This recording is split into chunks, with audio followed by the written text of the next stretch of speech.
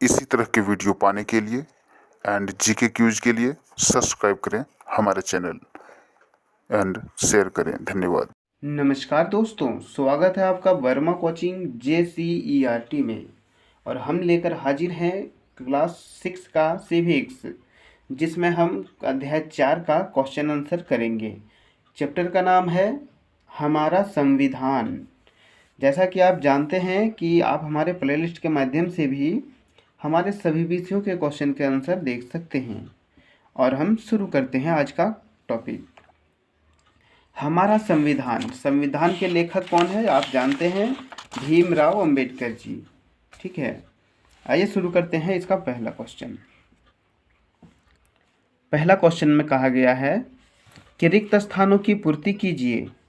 भारत का संविधान खाली जगह है, क्या है? लिखित है।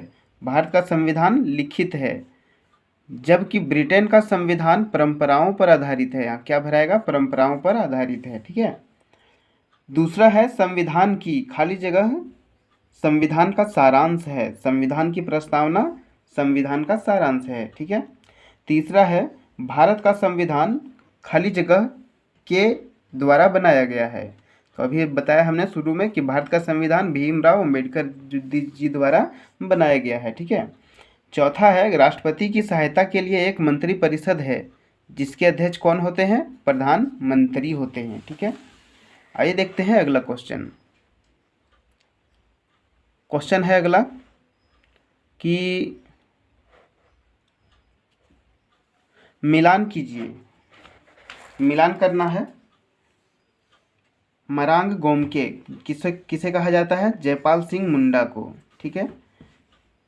प्रथम प्रधानमंत्री जैसा कि आप जानते हैं जवाहरलाल नेहरू जी हैं। संविधान सभा के अस्थाई अध्यक्ष, संविधान सभा के अस्थाई अध्यक्ष कौन है? भीमराव अंबेडकर जी।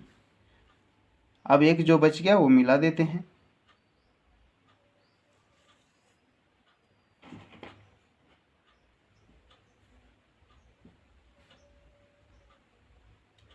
प्रारूप समिति के अध्यक्ष डॉक्टर राजेंद्र प्रसाद। ठीक है, ये हो गया। ये एक ज़्यादा दिया हुआ था, ठीक है, एक्स्ट्रा। आइए देखते हैं तीसरा का पहला क्वेश्चन कि भारतीय संविधान की प्रस्तावना क्या बताती है। तो इसका आंसर लिखेंगे हम पेज नंबर 34 में। यहाँ से लिखेंगे, यहाँ से इसका आंसर लिखेंगे कि वास्तव में संविधान की प्रस्तावना हमारे संविधान का सारांश है। यह हमारे संविधान का आईना है, जिसे कोई भी पढ़कर इसके बारे में संक्षेप में आसानी से जानकारी प्राप्त कर सकता है। इसे संविधान की आत्मा कहा जाता है। वास्तव में संविधान की प्रस्तावना उन मानव मूल्यों को उजागर करती है जो देश की एकता एवं अखंडता के लिए अनिवार्य है। यह ऐसे देश के निर्माण की बात करती है जहाँ का हर नागरिक समान हो और हर व्यक्ति की गरिमा एवं प्रतिष्ठा सुनिश्चित हो सके। ठीक है, ये हुआ तीसरा का पहला क्वेश्चन से क्लियर है। अब देखते हैं दूसरा।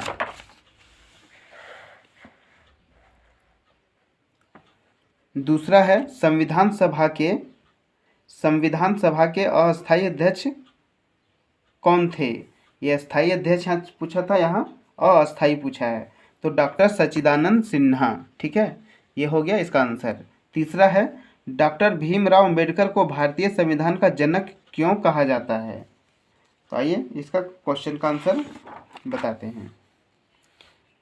पेज नंबर 37 में मिलेगा आपको। यहाँ से लिखेंगे कि प्रारूप समिति के अध्यक्ष के रूप में संविधान का निर्माता कौन है? डॉक्टर भीमराव अंबेडकर। ठीक है, इसी कारण से उन्हें भारतीय संविधान का जनक कहा जाता है। फिर आगे लिखेंगे संविधान सभा के द्वारा भारतीय संविधान को 26 नवंबर 1949 को स्वीकृत किया गया और यह 26 जनवरी 1950 को पूरे देश में लागू हुआ।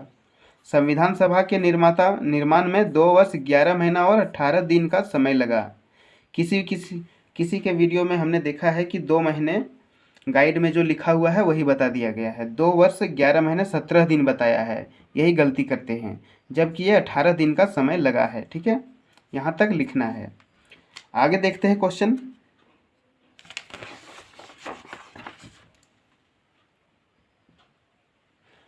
आगे क्वेश्चन है कि संविधान किसे कहते हैं, इसका आंसर देखते हैं।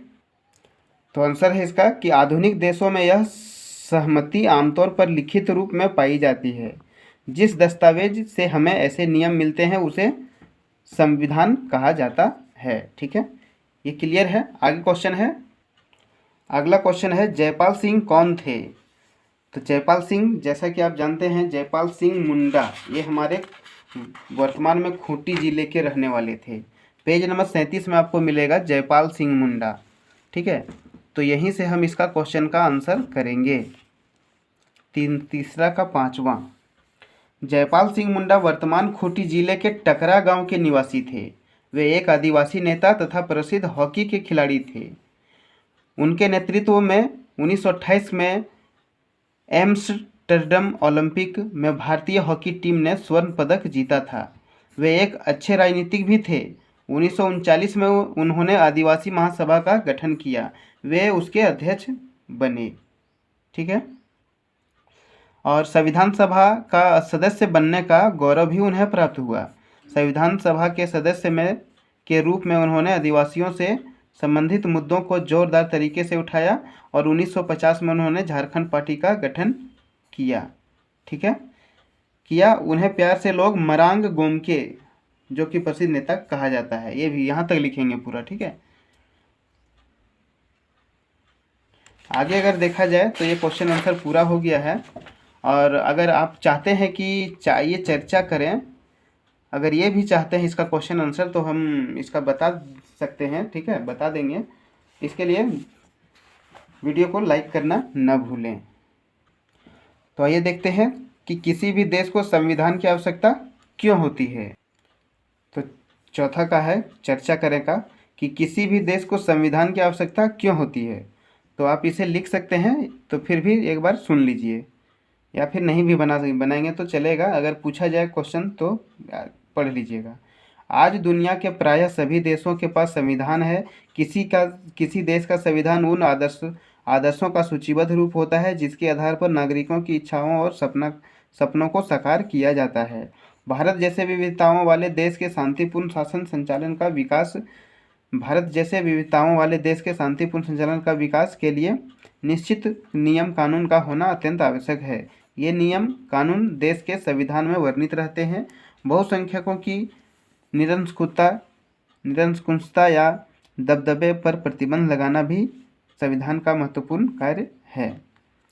आइए देखते हैं 5वां नंबर का कि भारतीय संविधान का निर्माण किस प्रकार हुआ, चर्चा कीजिए। ये चर्चा करने वाला बहुत बड़ा होता है, क्योंकि चर्चा होना है ना। कि हमारा देश 15 अगस्त 1947 को आज़ाद हुआ। वर्षों की गुलामी के बाद भारत आज़ाद की शासन व्यवस्था को सुचारू रूप से चलाने के लिए यह जरूरी था कि देश के सभी नागरिकों द्वारा स्वीकृत संविधान हो। हमारे देश के संविधान के निर्माण की शुरुआत आज़ादी की लड़ाई के साथ ही शुरू हो गई थी। कैबिनेट मिशन योजना के अनुसार 1946 में संविधान सभा के चुनाव हुए। विश्व के लिए निम्न तथ्यों का ध्यान रखा गया। देखिए क्या है। पहला है कि प्रत्येक 10 लाख की जनसंख्या पर एक प्रतिनिधि हो। दूसरा है निर्वाचन में वयस्क मताधिकार के सिद्धांत को मान्यता नहीं दी गई, वरन प्रांतीय विधानमंडलों को ही संविधान सभा के सदस्यों के निर्वाचन का अधिकार दिया गया। संविधान का प्रथम अधिवेशन 9 दिसंबर 1946 को संसद भवन के केंद्रीय कक्ष में प्रारंभ हुआ। 11 दिसंबर 1946 को डॉक्टर राजेंद्र प्रसाद विविध ज्ञान सभा के अस्थायी अध्यक्ष निर्वाचित हुए। संविधान सभा द्वारा कुछ समितियों का गठन किया गया। 19 अगस्त 1947 को संविधान सभा के प्रारूप समिति नियुक्त की। डॉक्टर अंबेडकर इस समिति के अध्यक्ष बने और प्रारूप समिति के अध्यक्ष के रूप में संविधान निर्माण में डॉक्टर अंबेडकर की महत्वपूर्ण भूमिका रही। इस कारण से उन्हें संविधान का जनक कहा जाता है। भारतीय संविधान 26 नवंबर 1949 को स्वीकृत किया गया तथा 26 जनवरी 1950 को पूरे भारत में लागू हुआ। संपूर्ण संविधान के निर्माण में 2 वर्ष 11 महीने और 18 दिन समय लगा। ये हुआ चर्चा कीजिए पूरा। ठीक है, फिर मिलते हैं अगले वीडियो में अगले चैप्टर के साथ। अगर पसंद आया हो तो कृपया लाइक शेयर करना न भूलें।